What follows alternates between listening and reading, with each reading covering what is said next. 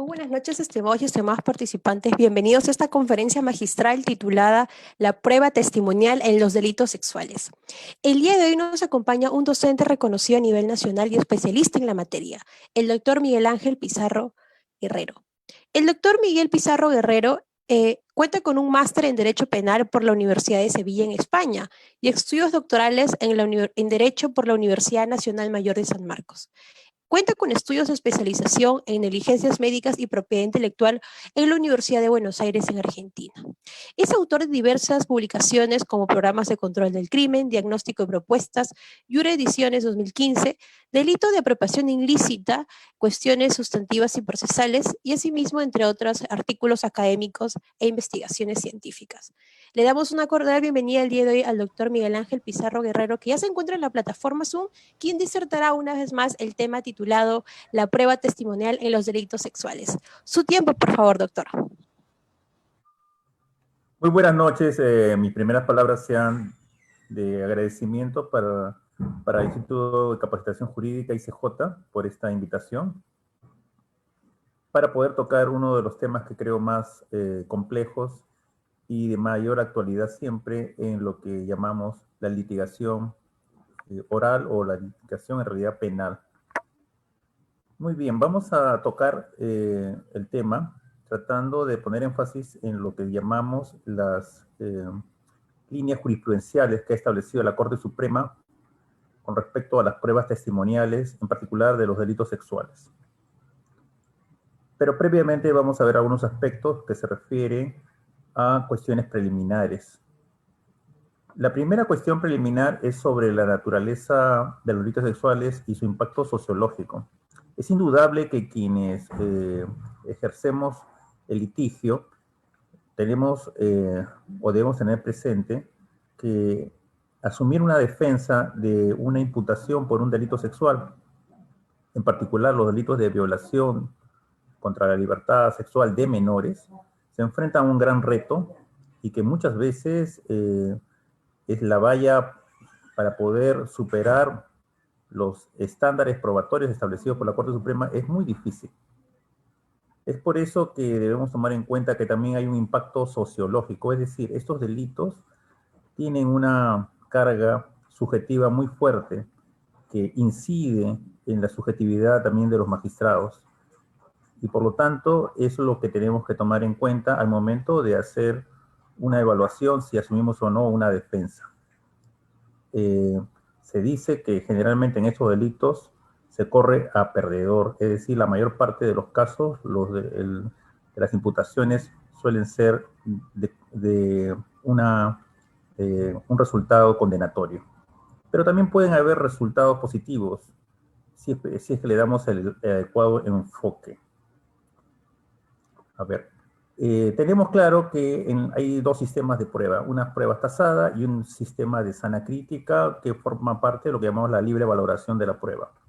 La prueba tasada, que es una forma de entender que previamente el legislador le ha asignado un valor a cada prueba, y el sistema de libre valoración, donde las pruebas valen todas, digamos, por igual, y que será el juzgador quien le asigne un valor o una valoración. Nosotros estamos en el sistema de la sana crítica o de la libre valoración probatoria. Ahora, también hay que ver algunas cuestiones probatorias particulares. En los delitos sexuales hay presunciones absolutas. Una de ellas se refiere a que la declaración o el consentimiento para poder tener acceso carnal por parte de un menor de edad se denomina una presunción absoluta en contra, vale decir, no se puede tomar en cuenta ese consentimiento. Y finalmente hay dos aspectos muy importantes sobre el estándar de prueba. Dado que la mayor parte de estos delitos tienen penas muy elevadas que oscilan de la cadena perpetua a penas de 30 a 35 años y realmente son penas muy extremas, debemos darnos cuenta que el criterio que debería asumirse es a mayor pena, también mayor debe ser la carga o fuerza o peso probatorio para poder romper la presunción de inocencia. Sin embargo, en la práctica no es así. Se ha relativizado, como vamos a tratar de explicar, una serie de elementos de prueba sobre la base justamente de ubicarnos en la perspectiva de la víctima. Es por ello que vamos a plantear algunas cuestiones o preguntas iniciales, ¿no? Imaginémonos que tenemos a una persona que declara. Y esa declaración se da a nivel fiscal. La pregunta que nos tenemos que hacer es si todo lo que esa persona está declarando, punto por punto, corresponde realmente a lo que ha sucedido. Eso sería el testigo ideal. Y si esa persona que declara, con qué criterios, qué elementos tenemos para establecer la credibilidad de ese testigo o de su testimonio? ¿Qué ocurre con el testimonio primigenio y que después, en otras declaraciones posteriores, ya en sede judicial, el testigo que imputa o señala una carga imputativa se retracta, es decir, varía sustancialmente su relato de un relato incriminador a un relato que realmente le favorece al imputado? ¿Qué ocurre en ese caso? ¿Qué criterio se utiliza? ¿Qué validez pueden tener los testimonios autocontradictorios o opuestos unos contra otros? Vale decir, ¿a quién le creemos si hay dos versiones distintas? No solamente del imputado o del testigo víctima, sino también de otros testigos. ¿Cómo se establecen la validez o cómo se verifica, en este caso, la credibilidad de esos testimonios? En fin, hay una serie de cuestiones. Ubiquémonos. Una definición. Un testimonio es una narración, es decir, un relato de una persona que generalmente, salvo pues las excepciones que vamos a señalar, es una persona ajena al debate penal, que narra esto a un funcionario, fue a un fiscal o juez, y le señala todas las circunstancias de tiempo, modo, lugar que hubiera conocido. ¿Y cómo las ha conocido? En particular, el testigo fáctico a través de sus sentidos, es decir, de lo que él vio, de lo que él escuchó, de lo que él percibió. Ahora, el testigo es la fuente de la prueba. Hay una gran diferencia entonces entre el testimonio, la testifical y el testigo. El testigo es aquella persona entonces que presta esa declaración con algunas características previamente establecidas, y por lo tanto también hay ciertas formalidades para aceptarlo como testigo. El Código Procesal Penal vigente establece una diferencia entre testigos fácticos que hemos mencionado, los testigos de referencia, vale decir aquellos testigos llamados de oídas que no han sido protagonistas del evento que se está investigando, sino han escuchado, han tenido alguna referencia, alguien se lo dijo, alguien se lo contó, que generalmente suceda en los delitos de investigación por violación, donde de repente un familiar escucha el relato de la persona que señala o se indica un evento de esa naturaleza, y los llamados también finalmente los testigos expertos, que vendrían a ser aquellos testigos que aportan su conocimiento, diferenciándolo de los peritos. Después tenemos dos problemas principales, que son las declaraciones de los coimputados, porque son testigos realmente impropios, como se le llama a nivel procesal, puesto que pasan de la condición de coimputado. Imagínense un proceso donde una persona imputada se da una sentencia de conformidad y pasa a la condición de sentenciado y se convierte en testigo de cargo, así lo asume la fiscalía, contra su coimputado, ¿no? Y finalmente tenemos la declaración de los testigos víctimas, vale decir, aquellos que han sufrido la acción del delito. Estas son algunas de las cuestiones preliminares, ¿no? Vamos al núcleo de esta exposición. ¿Cuál es la valoración del testimonio conforme a la Corte Suprema? Sobre los criterios valorativos. Los criterios valorativos no son requisitos probatorios. Es decir, lo que establece el Acuerdo Plenario 02-2005 no son requisitos probatorios, sino deben ser entendidos como directrices, como guías para establecer una adecuada valoración y señalar si una prueba es de cargo o de descargo. Vale decir, si el testimonio sirve para sostener la hipótesis del Ministerio Público o de la defensa. Así lo señala en una reciente casación 1179-2017, cuyo ponente es el magistrado César San Martín Castro.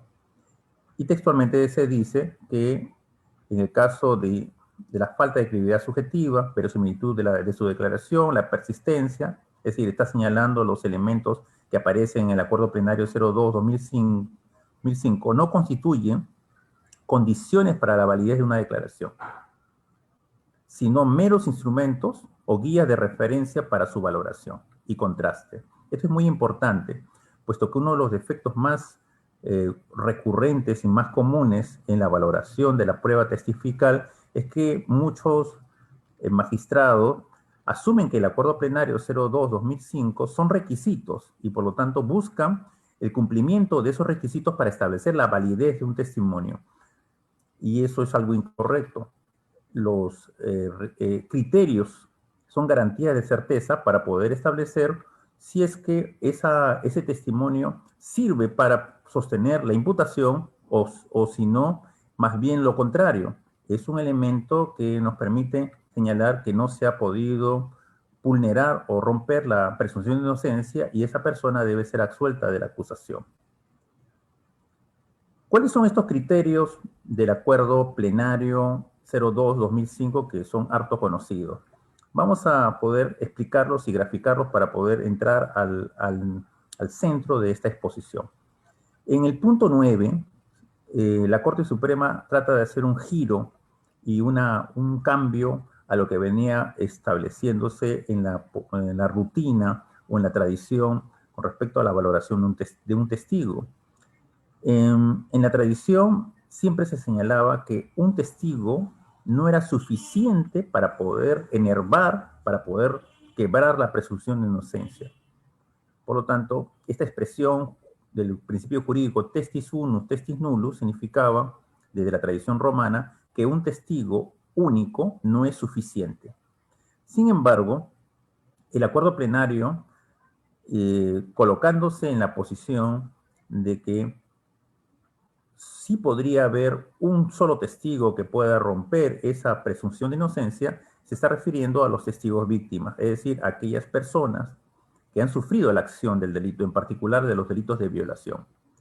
Y por lo tanto, siendo que un solo testigo podría ser suficiente para romper la presunción de inocencia, se requieren algunas garantías que nos permitan establecer lo que se llama un equilibrio y por lo tanto también no se vulneran a sí mismo las garantías también de lo que se llama el derecho de defensa.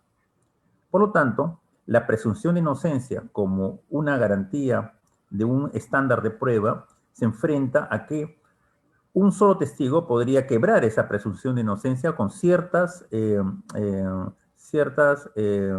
criterios que tienen que sumarse, ¿no? Veamos uno por uno de estos criterios. El Acuerdo Plenario 02-2005 establece los criterios de valoración. El primero es la ausencia de incredibilidad subjetiva. Textualmente se señala que se tiene que analizar que no existan relaciones del agraviado o el imputado basadas en el odio, resentimiento, enemistad u otros que puedan incidir en la parcialidad del testigo. Vale decir, lo que se está señalando en concreto, que el testigo no tenga razones para poder mentir o dar un testimonio falso. Ahora, este criterio de la ausencia de credibilidad subjetiva se suma con el segundo que llamamos la verosimilitud interna o coherencia y la corroboración o verosimilitud externa y finalmente la persistencia de la incriminación. Cada uno de estos va a ser analizado por separado, tomando en cuenta que hay dos criterios fundamentales: credibilidad del testigo y verosimilitud del testimonio, tanto interna como externa. Veamos la incredibilidad subjetiva. Entonces estamos ante un relato que puede ser verdadero o un relato incriminatorio, falso o exagerado.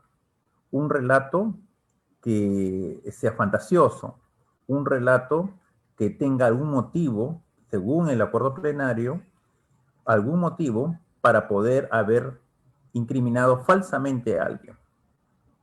¿Cuál es el problema que estamos detectando constantemente? A través de los interrogatorios que se hace al acusado, la pregunta que siempre se le hace en forma reiterada, casi como si fuera automática, es si ha tenido alguna enemistad con la víctima, o en este caso, si tendría alguna explicación por qué la víctima le está haciendo esa grave imputación. Y es obvio que lo que está tratando de establecer el colegiado o el magistrado a través de estas preguntas es establecer si es que existe algún motivo de razón, como dice la Corte Suprema, espuria, es decir, algún móvil, alguna motivación que explique por qué se está haciendo esta imputación. Generalmente lo que se busca es algún conflicto, algún problema, algún resentimiento, algún odio. Sin embargo, no se está mirando que volvamos a la vista anterior, cuando se señala que precisamente dice odio, resentimiento, enemistad u otras que puedan incidir. Es decir, el abanico de las posibilidades no se cierra en estos tres supuestos. No solamente una persona puede decir algo falso por un resentimiento, una enemistad u odio, también podrían existir otras razones. Ahora, ¿cuáles serían estas otras razones que podrían explicar por qué una persona daría un relato falso? Es indudable que este relato falso o un relato que no concuerda con la realidad de los hechos, puede ser un relato que en parte sea verdadero y que simplemente sea exagerado, tendría que explicarse desde el punto de vista subjetivo, es decir, tendríamos que ver y examinar cuáles, en principio, las características de esa persona, su personalidad. Va a depender de su edad, su cultura, sus antecedentes. Es decir, la defensa tendría que dedicarse a ver esos aspectos para poder establecer cuál es el mundo psicológico que lleva a una persona a poder decir desde su perspectiva, desde la perspectiva de la defensa, que esté diciendo algo que no se ajuste a la verdad. Tal vez sea no solamente el odio, no solamente el resentimiento, sino también podría haber explicaciones que tienen que ver con otras emociones, como el miedo. Tal vez alguien aliente esto a través de lo que, eso puede ocurrir generalmente en los niños, a través de lo que se llama la reincorporación de memorias, sugestionar a alguien para que dé un relato que agregue algunos elementos. También podría ser la vergüenza, es decir, tratar de ocultar algo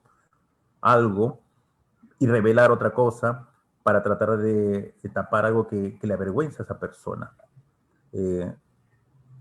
Es sintomático que hay muchos casos, por ejemplo, que se trata de mentir para con esa mentira tapar algo que ocurrió. El abanico de posibilidades sobre la incredulidad subjetiva es muy amplio, no debe restringirse a esos solamente tres elementos de resentimiento, enemistad u odio. Las personas pueden tener otras razones y otras motivaciones para poder decir algo que no sea también, no sea exacto. Es decir, en la incredulidad subjetiva, lo que tenemos que buscar son las razones para dudar de la credibilidad. Y tenemos que ver cuáles son los motivos de la denuncia. ¿Qué motiva a esa persona a hacer la denuncia? ¿Cuáles son esas razones que motivarían a una persona a dedicar su tiempo, dedicar además, exponerse a una situación judicial para poder realizar una denuncia? Un error, se equivocó, es una cuestión de venganza, de odio, de vergüenza, de tapar, de esconder, de tratar de proteger a otra persona. Aquí tiene que ver bastante el relato y los antecedentes, la biografía de esa persona y el contexto en el cual vive. Yo creo que como experiencia siempre hay que revisar en el expediente, en la carpeta fiscal, todos los detalles que nos permitan entender cuáles serían las motivaciones de la denuncia y de las graves imputaciones que puede hacer una persona contra otra. Es decir, y esto es textual, conforme lo que dice la Corte Suprema, que no existan relaciones del agraviado imputado basadas en el odio, resentimiento, enemistad, otras que puedan incidir en la parcialidad, que por ende le niega actitud para generar certeza. Es decir, para la Corte Suprema pierde certeza un relato que ya tiene algún móvil que no es contar la verdad, que no es contar lo cierto, sino un móvil que debe ser anterior. La Corte Suprema ha sido muy enfática, puesto que es obvio que después de ese hecho, de esa denuncia, pueden generarse situaciones de resentimiento y odio, pero que son posteriores al hecho. Es indudable que estas motivaciones que tienen que ser anteriores al hecho que se está investigando. Segundo elemento, la verosimilitud. Aquí vamos a ver dos aspectos. Primero, la coherencia interna, vale decir, el relato. Hay que analizar el relato. El relato lógico, detallado o contradictorio, fantástico o con lagunas esenciales, tal como señala en la casación 1394-2017 Puno, también ponente el doctor César San Martín Castro. Vamos a ver la coherencia interna. La coherencia interna es analizar el relato desde el punto de vista semántico, es decir, si puede en principio superar un test de logicidad, es decir, el relato es lógico y para analizar un relato si es lógico o no, tendríamos que verlo conforme las reglas de experiencia, cómo se comportan las personas regularmente. Y por lo tanto tenemos que ver si este relato en principio es lógico, o si estamos ante un relato fantasioso, increíble, imposible de ser de realizarse, ¿no? Es como que alguien sostenga que ha ingresado con otra persona en múltiples ocasiones, en muchísimas ocasiones, 20, 25 veces a un hostal y no sabía qué es lo que iba a ocurrir. Tal vez se le puede entender en la primera, o vamos a ser un poquito más generosos en la segunda, pero que diga que 25 veces después y que adentro después era sorprendida con algún brebaje para doparla, yo creo que generalmente uno estaría prima facie, o sea, en primer término, a decir que está ante un relato que no es lógico porque es un relato que es fantasioso, que no se condice con la realidad. También otro aspecto muy discutido es sobre si el relato puede, para ser coherente internamente, debe ser detallado o no. Esto va a depender mucho de la edad.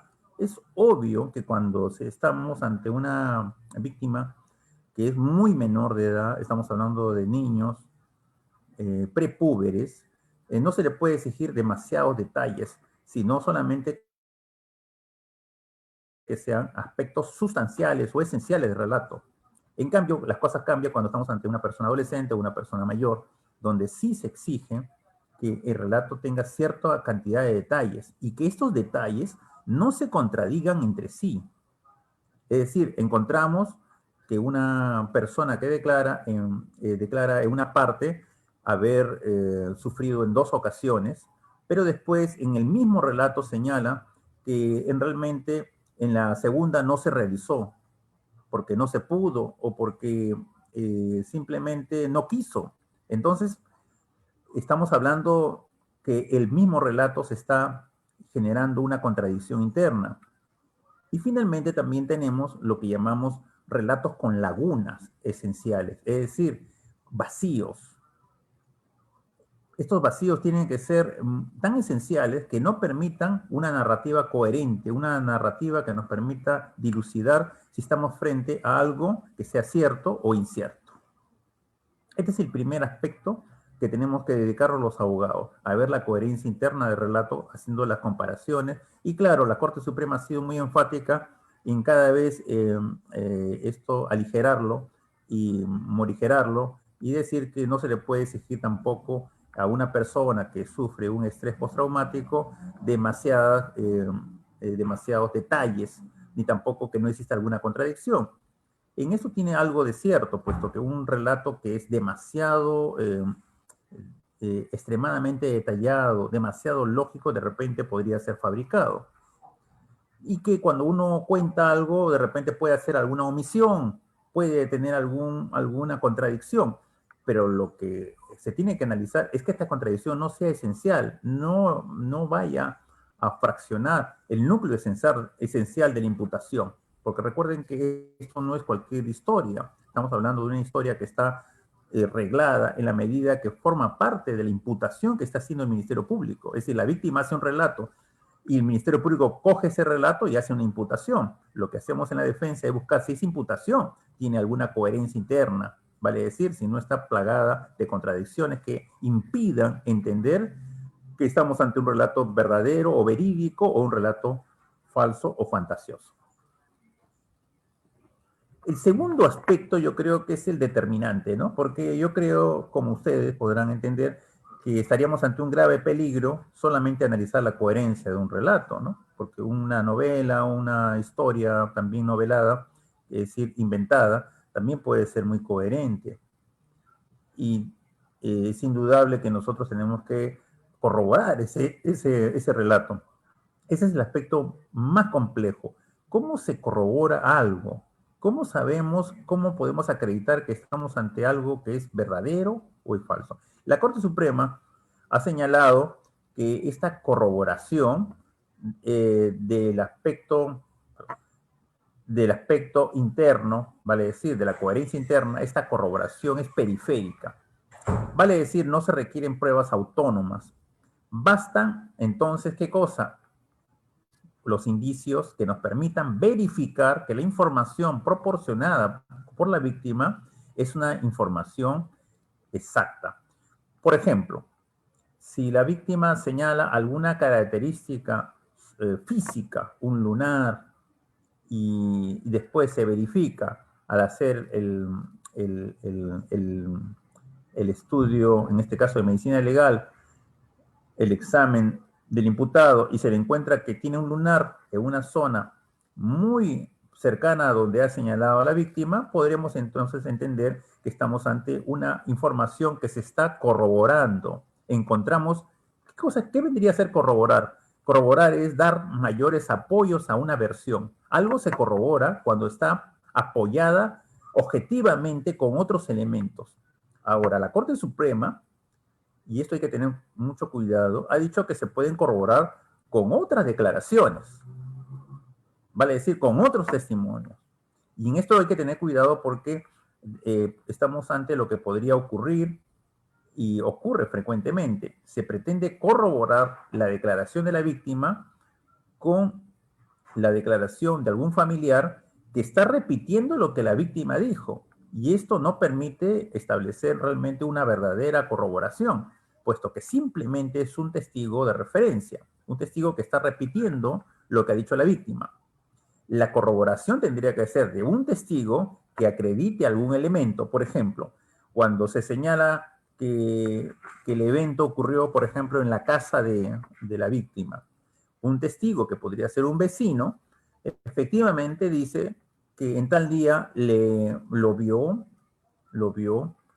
en la puerta al imputado. Entonces, esto nos permitiría establecer que sí una declaración, otra declaración testimonial, permite corroborar periféricamente el hecho. Lo mismo con las pericias psicológicas.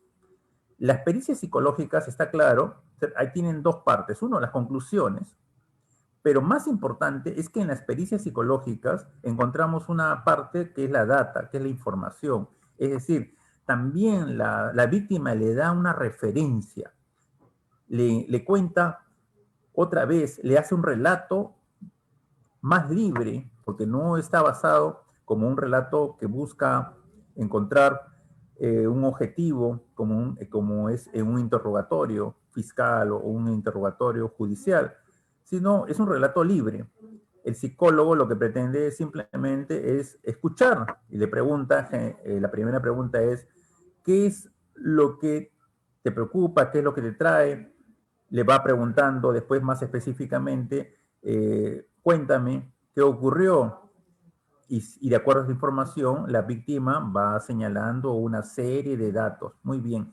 Esta información insertada en un informe pericial de pericia psicológica es un elemento indiciario. y que sí nos permitirían entonces establecer que este elemento de la propia declaración de la propia víctima, corroborado por un perito psicólogo, está corroborando en parte su versión inicial.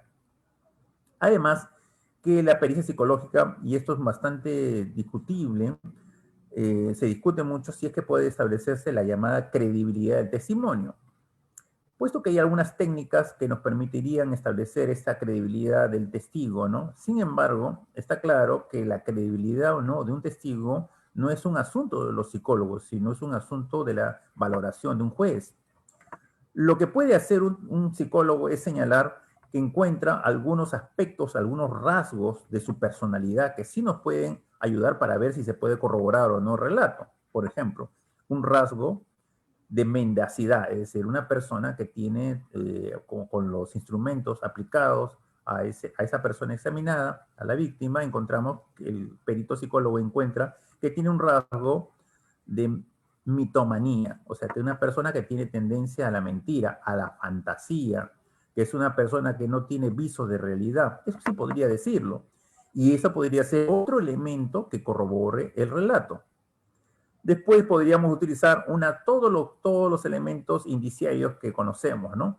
En el caso de la propia declaración también del imputado, también podría ser utilizado como un elemento indiciario para corroborar, por ejemplo, el indicio de mala justificación, o sea, da una explicación que no es coherente y tampoco es lógica, o sea, que hacia ahí no da una explicación que sea lógica. Entonces, esto nos permitiría decir que sí está corroborándose el relato.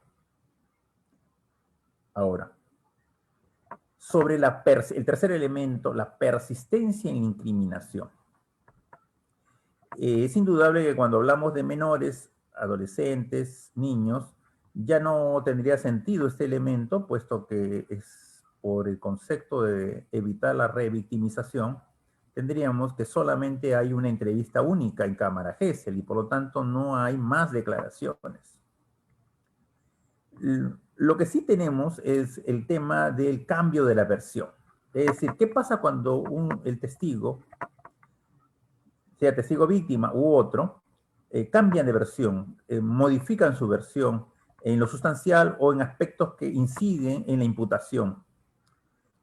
Para ello tenemos que la Corte Suprema ya en el año 2004 había establecido como criterio que el juzgador puede optar por la que considere más adecuada, tomando en cuenta algunos elementos, por ejemplo, elementos de aquellos que para el juzgador, en este caso para los jueces, le ofrezca mayor credibilidad.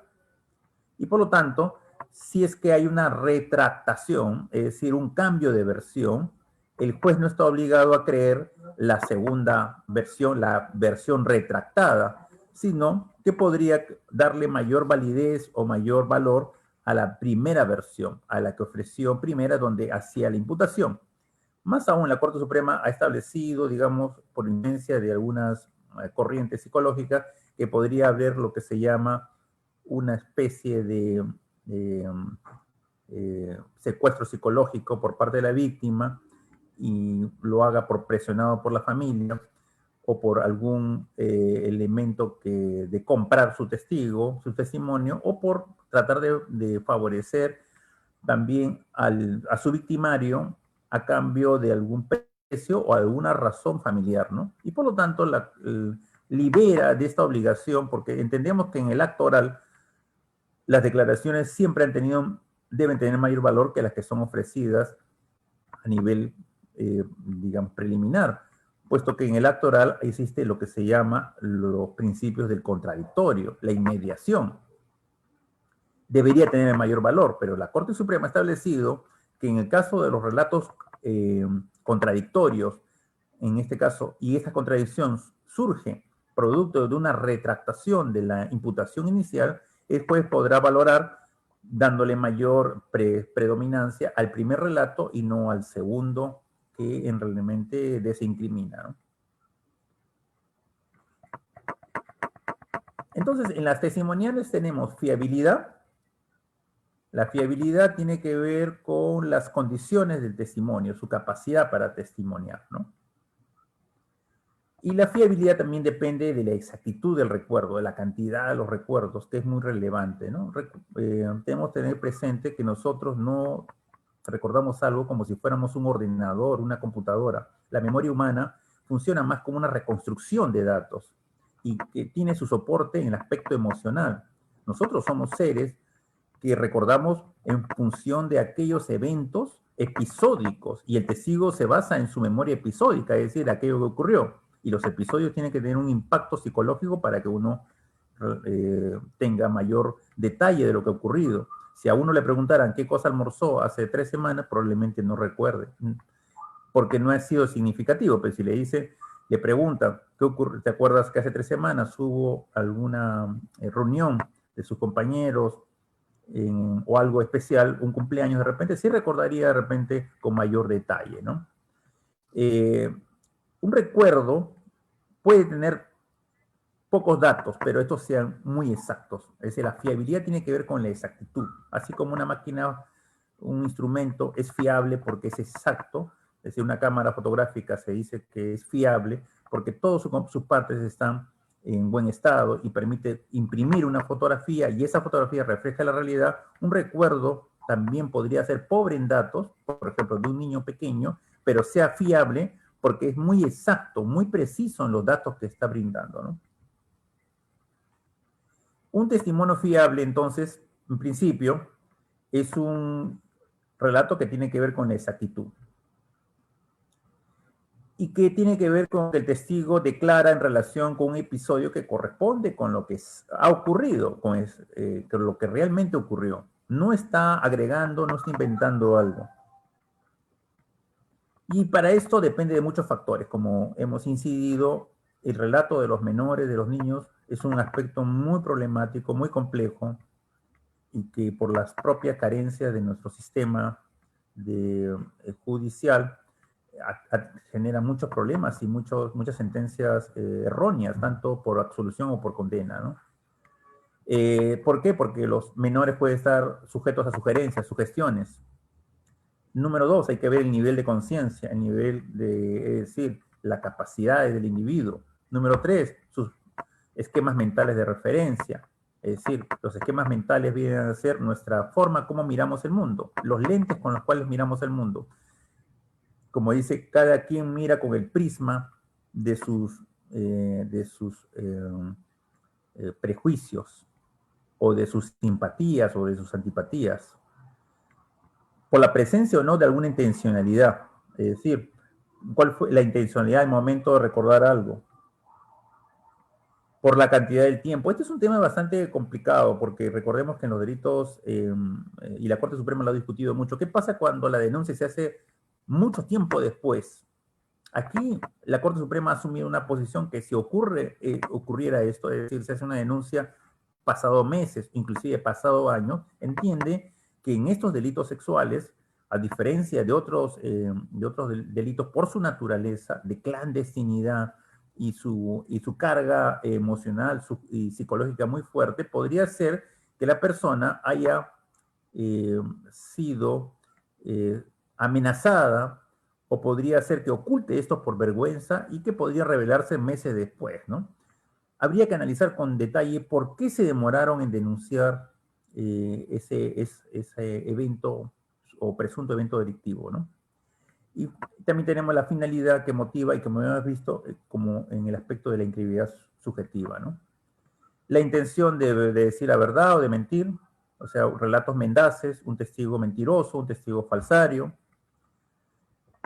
que se ha presentado en muchísimas partes del mundo, testigos que refieren hechos que nunca participaron y que simplemente lo hacen por motivos a veces de protagonismo.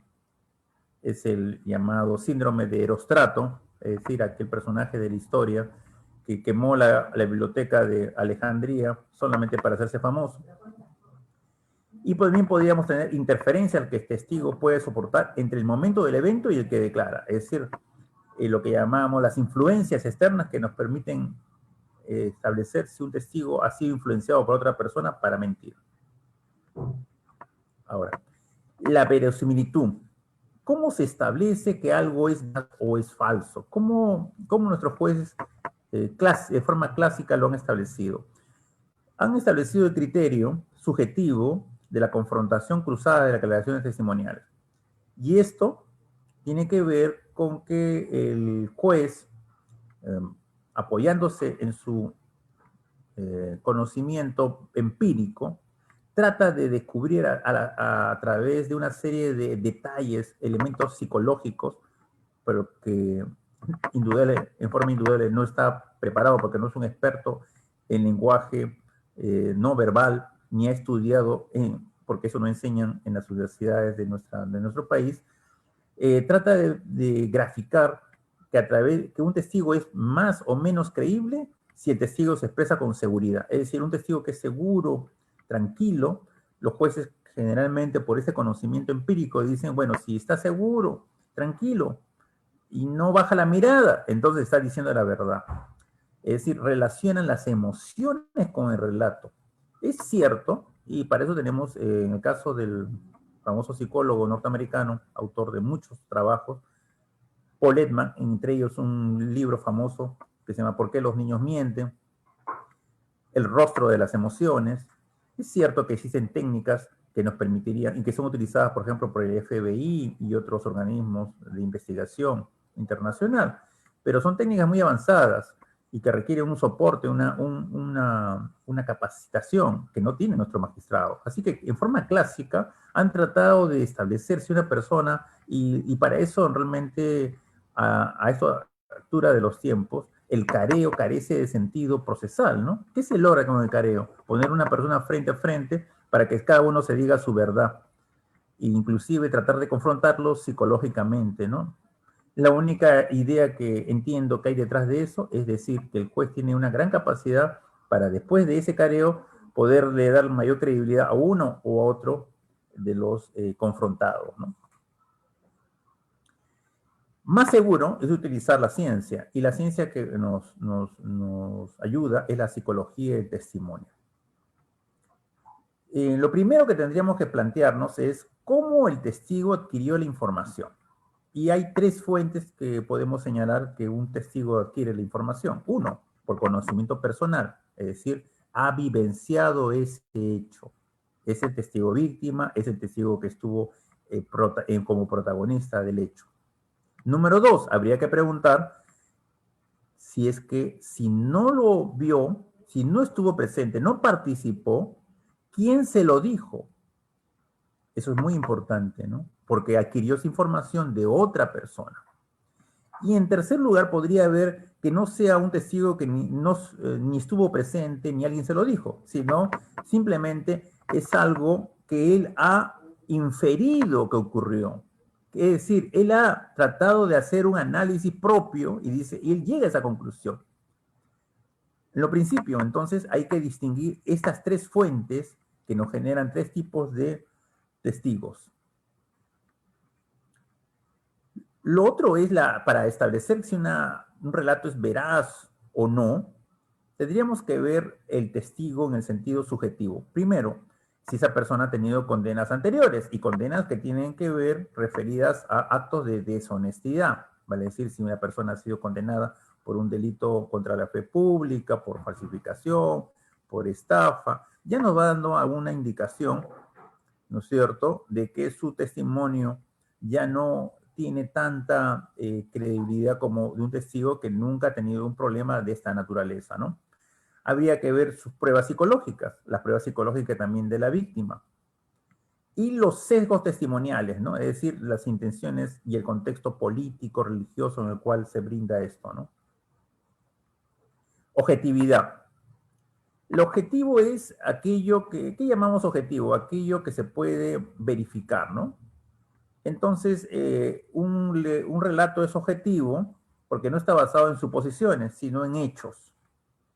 Y por eso hay que observar, primero, expectativas. ¿Qué cosa espera el testigo? Yo le creo más a un testigo, y para mí tiene mayor credibilidad si este testigo no va a obtener ningún beneficio de su relato. Todo lo contrario, va a obtener inclusive una carga en pérdida de tiempo y tal vez tendría que, sus desplazamientos. Por eso los testigos que esperan algo del proceso son testigos interesados, como en el caso de la declaración de un coimputado. De repente está haciendo esa declaración, esa imputación, porque es un testimonio sospechoso, porque quiere obtener un beneficio procesal. Después hay que ver factores relacionados con la memoria. Hay personas que son, por propia actitud, que tienen mucha capacidad para recordar cosas, y otras personas que no tienen esas habilidades. Y finalmente, tenemos que ver los sesgos, sus sesgos, es decir, lo que llamamos aquellos aspectos que nos permiten establecer si esa persona es muy prejuiciosa.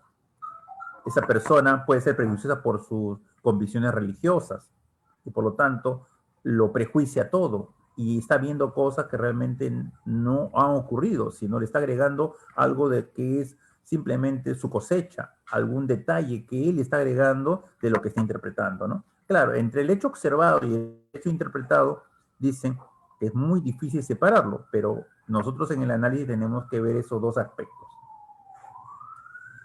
Y finalmente tenemos que ver la sensibilidad, la capacidad de observar algo. Porque también podríamos ver que la persona, dadas las circunstancias de oscuridad, de nocturnidad, cómo ocurrieron los hechos, si ocurrió en la calle, ocurrió en la casa, esa persona tiene una buena visibilidad o es una persona que tiene problemas de audición, es decir, defectos físicos que nos permitan establecer que ese no es un testigo tan idóneo para poder señalar lo que está diciendo, ¿no? Bueno, con esto, en el tiempo asignado, he concluido y estoy llano a alguna pregunta o interrogante sobre lo expuesto. Muchas gracias.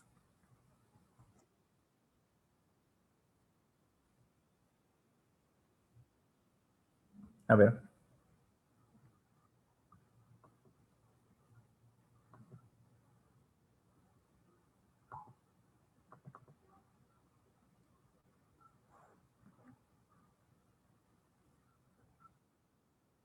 No, sí lo encontré. A ver, le leo para los demás, ¿no? En un caso de una supuesta agraviada de 13 años, o sea, menor, relata en entrevista única en cámara Gesell, que fue ultrajada, o sea, estamos hablando de acceso carnal, vaginal y anal, pero en el examen médico legista se acredita que existe exploración antigua y que no existe desgarro anal. Aunado a ello declara que tiene enamorado, la gravedad indica en 5 veces que fue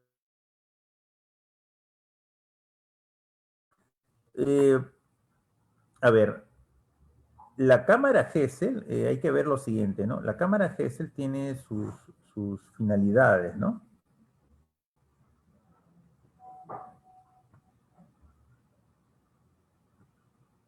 ¿Aló? ¿Me escuchan? Sí, ¿no? Bien.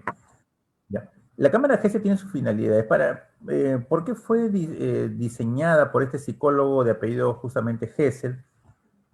¿Cuál era la finalidad? La finalidad es que un relato de en este caso, de un menor, de un adolescente, tiene espontáneo posible, ¿no? Porque si le toman el relato a un menor y está presente la apoderada, la madre o algún familiar que tenga algún dominio, una superioridad, un control, puede tener alguna influencia simplemente con una mirada, no necesita decirle nada. Entonces la cámara Gesell se diseñó para brindar una garantía de un relato espontáneo. Pero el relato que sea espontáneo, no necesariamente el relato tiene que tener todos los aspectos de veracidad.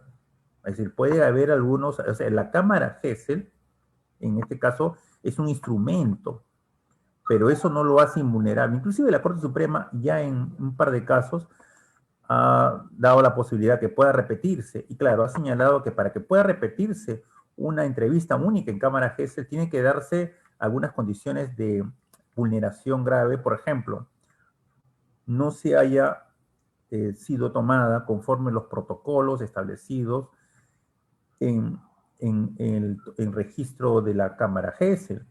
Es decir, se haya vulnerado todos esos elementos que son exigibles y que están protocolizados. Ese es un elemento para poder repetir la cámara Gesell. El otro elemento que también es la afectación del derecho de defensa. Es indudable que como es una entrevista única y la defensa no va a tener otra oportunidad de participar haciendo alguna observación, alguna pregunta aclaratoria que permita ejercer su defensa desarrollando su teoría del caso, es indudable que si no ha participado en la defensa, y entendimos participado, no ha sido citada, podría repetirse también otra vez, en este caso, solicitarse que se realice otra entrevista única para poder contrastar esta información. Ahora, ante el caso planteado, es indudable que estamos ante un debate que se vio en el famoso expediente del caso del joven Ollarse, que fue arrojado de las graderías del estadio del Club Universitario de Deportes, ¿no? Recuerden que en ese caso, un tema muy interesante, se discutió cuál debería prevalecer más, si debería prevalecer más la pericial o la testimonial. Recuerden que la defensa de los imputados, que al final fueron condenados, estos jóvenes que arrojaron al joven Ollarse de las graderías provocándole la muerte, pero ellos sostenían en su defensa que no lo habían arrojado, sino que se había dado un conflicto, una pelea, y de esa trifulca él se había caído. Para eso llevaron una serie de peritos físicos, peritos e ingenieros del mayor nivel y de mayor acreditación. Y es indudable que todas sus opiniones abonaban algo, a generar alguna duda razonable para que pudieran ser absueltos. Pero en este caso, la Corte Suprema, y el Asumilla lo llamó así, pericial versus testimonial, dijo que cuando estamos ante una situación donde hay una serie de pericias que en este caso pueden ser científicas inclusive, pero tenemos un conjunto de testimonios, esto tiene que contrastarse, no es que una tenga mayor valor que la otra, sino tienen que contrastarse en forma global. Y por lo tanto, en este caso, Ollarse señaló que las testimoniales eran de mayor contundencia que estas periciales, que simplemente acreditaban un hecho en una probabilidad, pero que todas las testimoniales apuntaban en el mismo sentido, es decir, que había sido arrojado de graderías y no se había caído. Volviendo a su punto, ¿no? En este caso tenemos como especie de versus, ¿no? Por un lado tenemos el certificado médico legal que acredita un hecho y por lo tanto tenemos la versión que señalan dos hechos. Es decir, si tenemos, ahí ya habría una contradicción y obvio, es natural que por principio lógico, y lo que hay que ver en el relato es la logicidad, las cosas no pueden ser y no ser a la vez. Hay algo que no está encajando ahí y tendríamos en este caso un relato que tiene un viso de ser fantasioso, ¿no? Y por lo tanto sería un argumento para establecer que no puede tener la fuerza o validez para poder romper la presunción de inocencia, ¿no? Si se da que señala dos eventos y solamente en el pericial se ha acreditado uno. Eso es lo que entiendo, ¿no? Sería la explicación de esta pregunta, ¿no?